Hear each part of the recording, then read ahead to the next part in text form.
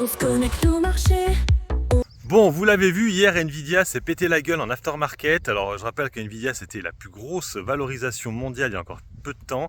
On était en pleine bulle de l'IA, et c'est vrai que depuis quelques temps, depuis l'arrivée de Trump finalement, eh ben, elle se dégonfle, hein, cette bulle. Donc, merci Trump, hein, parce qu'il fallait que bon, ça n'arrêtait pas de monter. Et là, en fait, grâce à sa guéguerre avec la Chine, ça fait que automatiquement les valeurs tech se sont vachement dégonflées. Donc là, qu'est-ce qui s'est passé sur Nvidia? Eh ben, une espèce d'une dépréciation, hein, d'actifs de plus de 5,5 milliards de dollars, hein, parce qu'en fait, ce sont des puces qui pensaient vendre en Chine, qui ne peuvent pas pour l'instant, et que du coup, ils sont un petit peu bloqués, hein, et du coup, ils disent voilà, 5,5 milliards, là, c'est pas possible pour l'instant. On est bloqué. On a vu, hein, déjà hier, il y avait eu une annonce, rien à voir avec les puces pour le coup. C'est parce que ça a un rapport avec la Chine, bien sûr.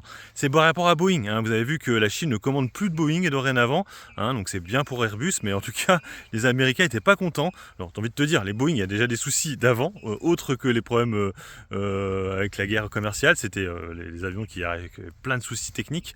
Donc, t'as envie de dire, c'est normal, hein, que tu les commandes plus, hein, à cause des problèmes techniques.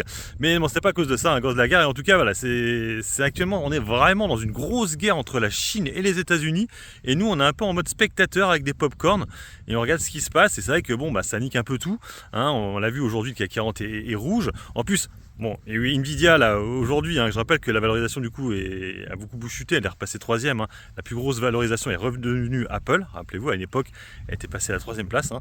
Et là, en fait, aujourd'hui, ASML aussi, qui a donné des résultats qui étaient un petit peu décevants. Et c'est vrai qu'actuellement, avec ce qui se passe, c'est un peu compliqué. ASML, j'irais plutôt la chercher en dessous des 500 euros, ASML entre nous. Résultats, ouais, qui sont toujours bons, les marges sont là, mais bon, c'est vrai que je pense que les tensions qu'il y a un peu à droite à gauche lui posent problème. Là aussi, c'est un dossier qui a beaucoup chuté, hein. Ça valait plus de 1000 euros. On est actuellement à 570. On a du mal à repasser au-dessus des 1000 euros, même du mal à repasser à 800 euros tout court.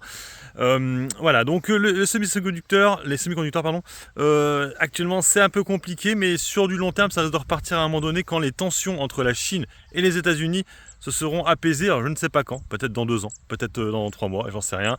En tout cas, ça reste des beaux dossiers, hein. Franchement, on le sait, hein. Vous avez vu, l'Europe veut dépenser beaucoup d'argent dans l'IA, les États-Unis aussi, donc il y a un marché, hein, là-dedans. Après, c'est juste qu'ils veulent plus dépendre en fait de la Chine, hein. Grosso modo, c'est ça. Mais en fait, chaque pays veut dépendre d'eux-mêmes, en fait, finalement. Nous, quand je dis le pays, nous, c'est l'Europe pour le coup. Allez, sur ce, moi, je vous laisse. Bon investissement et puis bon trade. Ciao, ciao.